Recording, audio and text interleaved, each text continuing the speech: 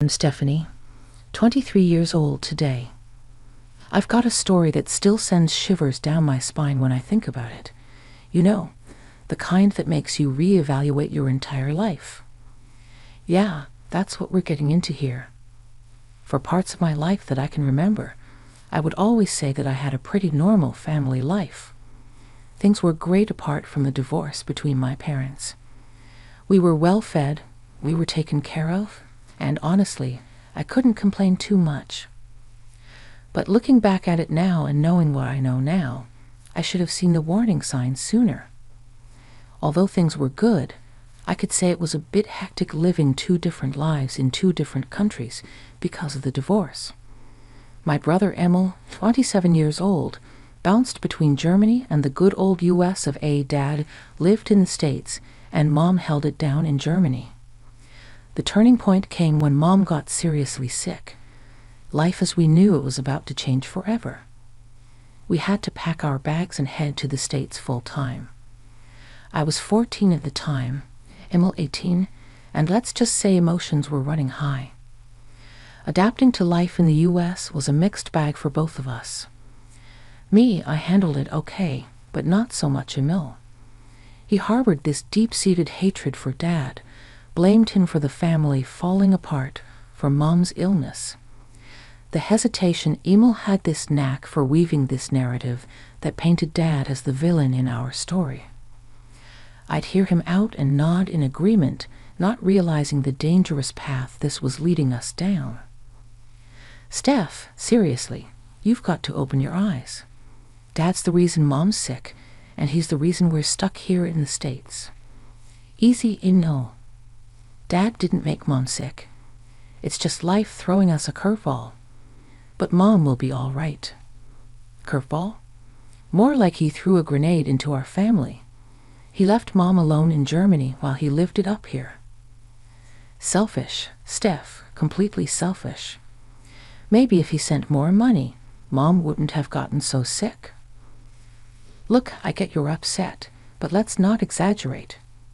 Dad has his reasons. You know how young they were when they had you. I guess they just weren't compatible. Reasons? What reasons? He's just a heartless jerk. You're too blinded by him to see it. I'm not blinded, no. I just don't want to play the blame game. It won't change anything. You're just letting him off the hook. He ruined everything. Maybe we can talk about this later. I don't want to fight. Whatever, Steph. Just don't act like he's some saint. You'll see.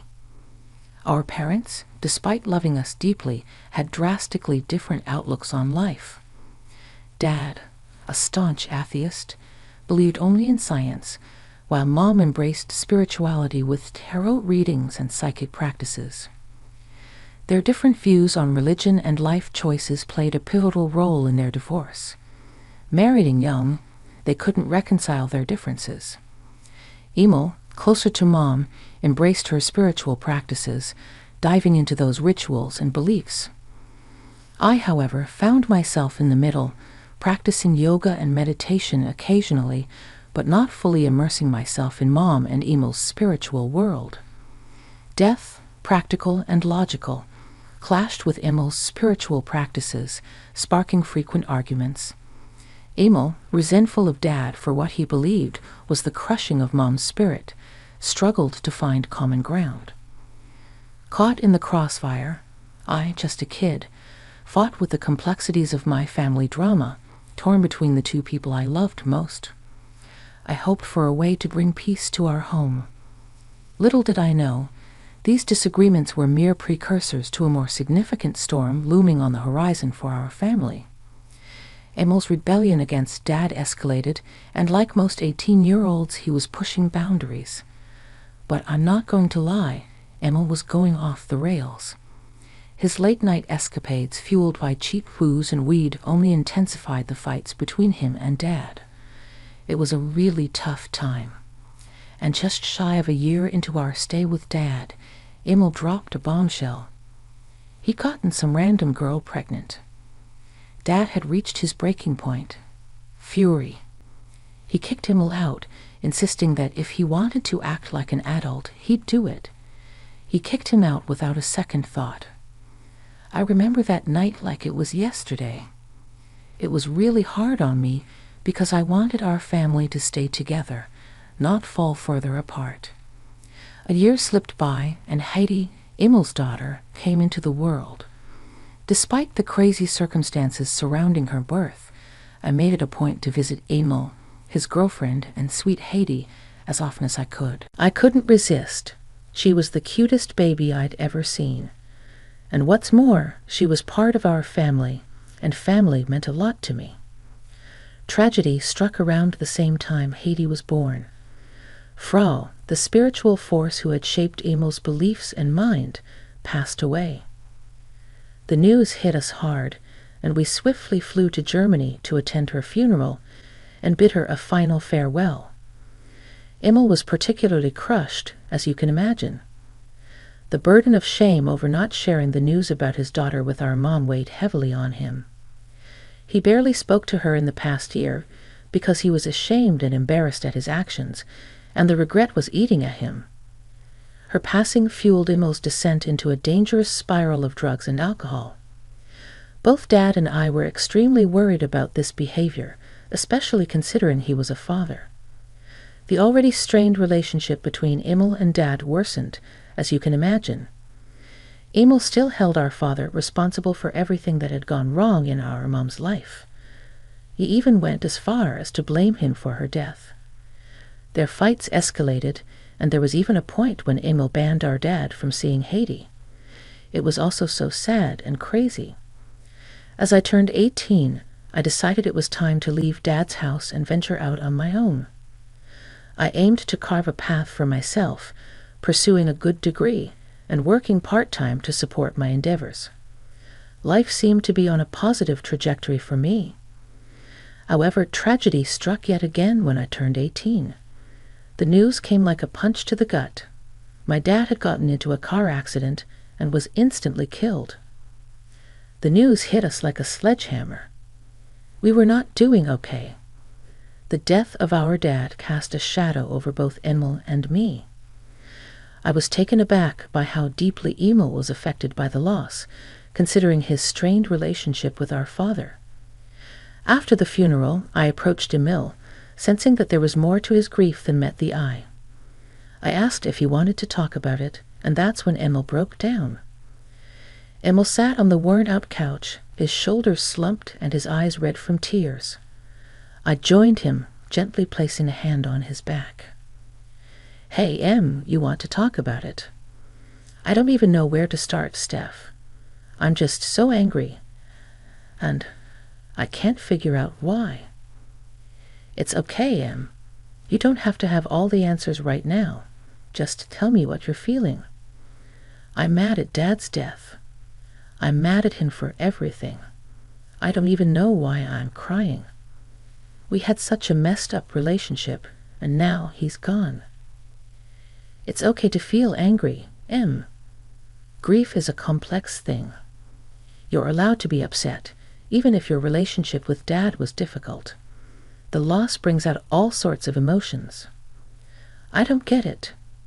We fought so much, and I thought I hated him. But now he's gone, and it feels like this huge weight on my chest. Sometimes emotions, messy, Em.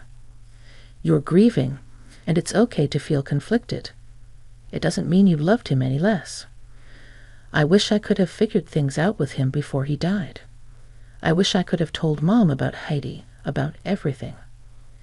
It's tough, Em. But remember, you're not alone. We're family, and we'll get through this together. And Dad, well, he's at peace now. I just didn't expect it to hurt this much. Grief doesn't follow a script, Em. Take the time you need, and whenever you're ready, we can figure out what comes next. Together. Thanks, Day. I love you.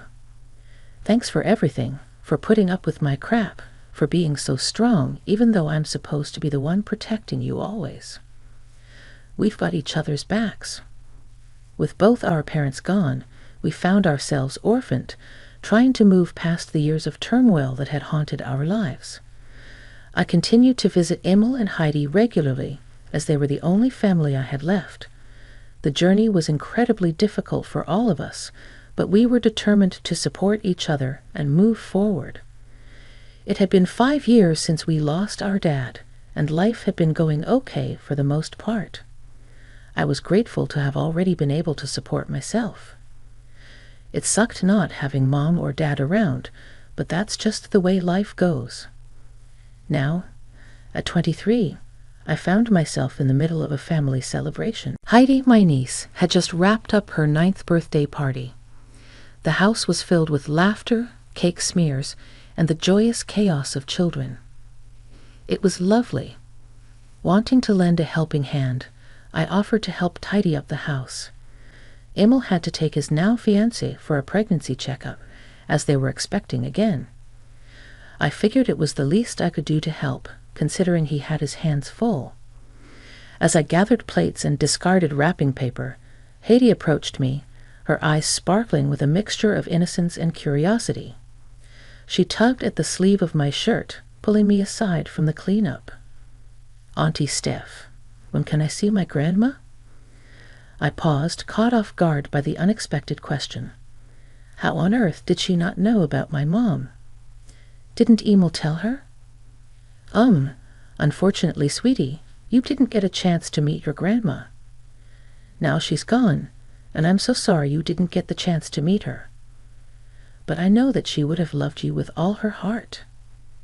Heidi looked confused. Well, Grandma told me that she could see me whenever I wanted to. When did this happen? I had a dream last night, and Grandma visited me in my dream. She told me that she loved me and that she wanted me to visit her. I raised an eyebrow, intrigued. What else did she tell you? Heidi hesitated for a moment before speaking, as if carefully choosing her words.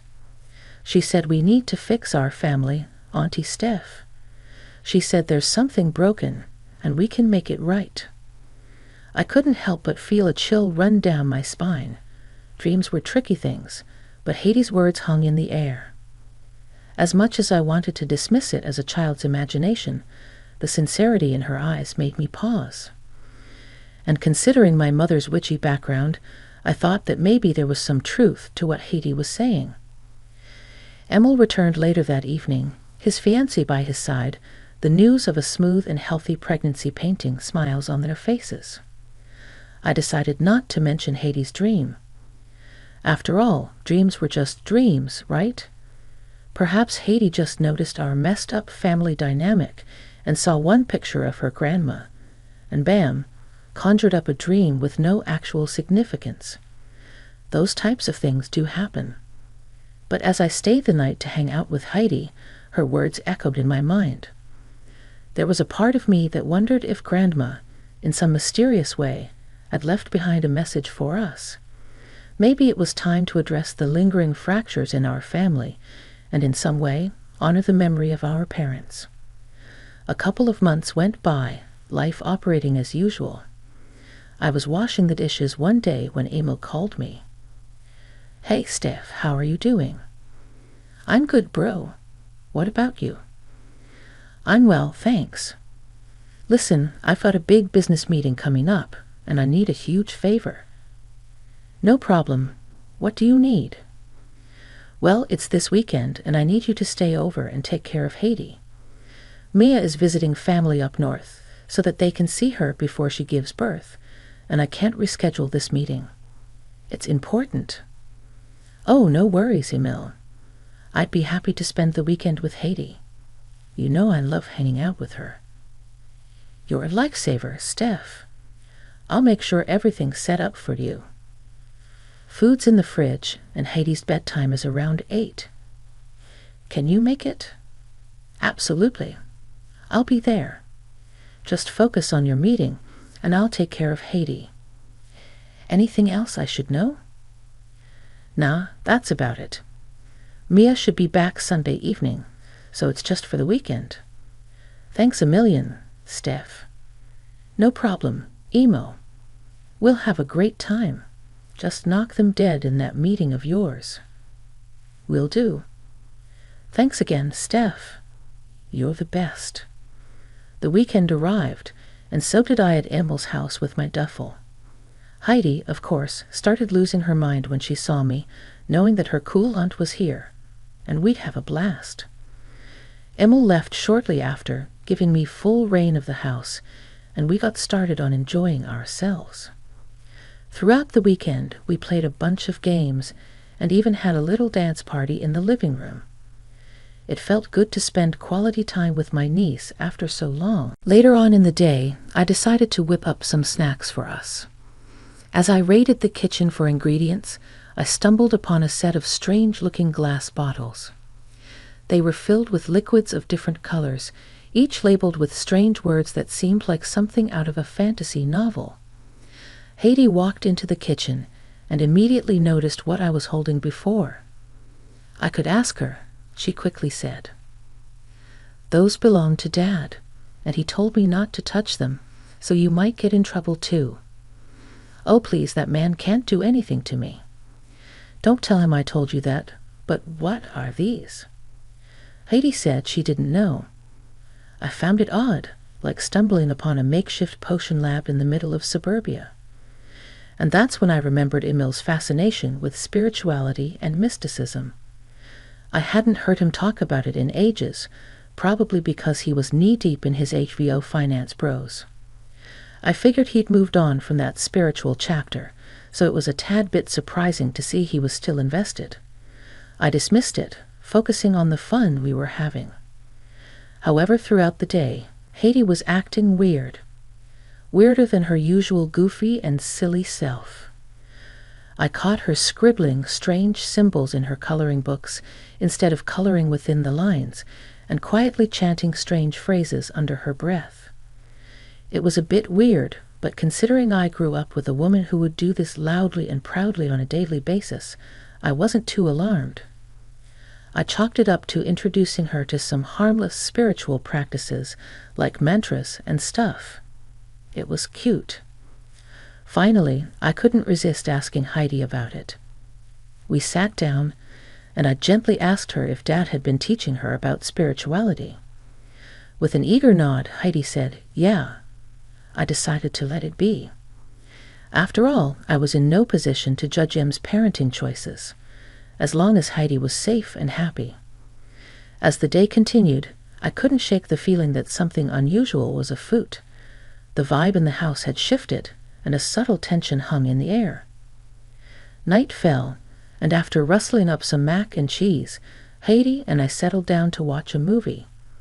She must have been tired from all the excitement, because at some point during the film, she dozed off. After some time, I scooped her up and carried her to bed. Upon entering Heidi's room, though, I was hit with a foul stench. Honestly, it smelled like hell in there. I tried to pinpoint the source of the stench, but no dice. Eventually, with all my rustling, Heidi woke up and asked me what I was doing. "Sorry, babes, I've been trying to find where that smell is coming from." "What smell? You mean you can't smell that?" "Oh, that smell. I got used to it." Heidi casually mentioned that her room just smelled that way ever since her dad put something in her room a couple of weeks ago. My mind immediately raced with thoughts of what Emil might have stashed in there. The weird bottles from the kitchen flashed in my mind, and a strange sense of foreboding settled in. What had Em been up to, and how did it involve Heidi's room smelling like a mixture of chaos and mystery? Little did I know, this was just the beginning of a night that would unravel more secrets than I bargained for. "Where is it coming from?" Heidi just pointed to her closet, which was tucked away in the corner of the room. And that's when I went towards it and opened it up in disbelief. Tucked away in the back corner was a white box. Heidi nervously mentioned that she wasn't allowed to open it, and that her dad just put it there for her protection. But the unsettling curiosity got the better of me. No child should sleep in such awful conditions. I lifted the lid, and there it was, the most disgusting thing I've ever seen in my life. It was a grotesque scene of dead rats covered in guts and some unidentifiable black substance slowly decaying in the box. I almost threw up at the mere sight of it, let alone the horrible smell. The shock hit me like a ton of bricks, and I dropped the box like it was a live grenade. Panicking, I sternly told Haiti to get out of the room. She was naturally curious, wanting to see what was inside, but I insisted she leave immediately. I told her to get the keys and to wait in the car. I needed a moment to process this horror show. The air in the room felt heavy, and I struggled to catch my breath. I felt like I was getting a panic attack. This was beyond bizarre. It was straight out of a nightmare. Overwhelmed and feeling like a ticking time bomb of panic, I managed to snap some pictures as evidence. The reality of the situation was sinking in, and I feared that whatever Emil had gotten involved in was far darker than I could have ever imagined. After the disturbing discovery in Haiti's room, we hastily left Emil's place and made our way to my apartment. Heidi, understandably curious and anxious, asked me questions about why we left home and what was wrong. I reassured her that I would explain everything soon and that we would be staying at my place for the night, or at least until Emil returned from his mysterious business trip. Once I made sure Heidi was occupied, I took a moment to call him. Emil groggily answered, clearly woken up by the abrupt phone call. Trying to keep my composure, I started to explain the horrifying scene in Heidi's room, and that's when Emil's response sent shivers down my spine. He coldly asserted that I had ruined everything. "What's up? Is everything okay, Emil? We need to talk. It's about Heidi. I found something in her room, and I'm extremely concerned." "What did you find?" "Cut the crap, Emil. I found a box full of dead rats covered in some strange crap." "What the hell is going on?" I have no idea." "Oh, really? Because she told me that you were the one who put it in her closet and told her not to touch it." "What the hell, Emil? What are you doing?" "You weren't supposed to find that. It's a ritual step, a necessary one. A ritual involving dead rats." "Are you out of your mind? She's 9 years old, Emil. This is twisted. You don't understand, Steph. Heidi has a connection to the spiritual realm. That dream she had months ago, the one where she saw Mom, it's a sign. I'm sure she told you about it. Emil, this is child abuse. How could you do this to your own daughter? It's not like you'd understand. This is beyond your comprehension. Those rats were a conduit for positive energy, a shield against the negative forces that could harm Heidi. You're delusional, Emil. You don't even know what you're doing. I also grew up with Mom, so let me remind you, we have never done that crap before. What you're doing is harmful, not protective.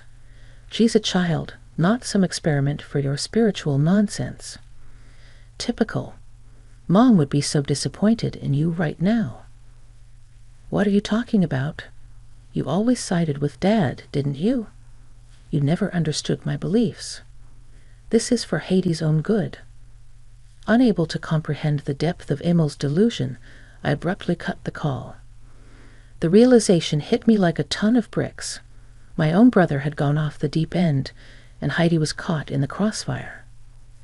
Panic surged through me, and without hesitation, I called the police, informing them that my brother had lost his mind and was putting his daughter in harm's way. I was furious. How could he possibly think that he was being a good father by subjecting his daughter to that dangerous crap? For weeks after telling the police everything, I hung up and called Emil back, telling him that I talked to the cops.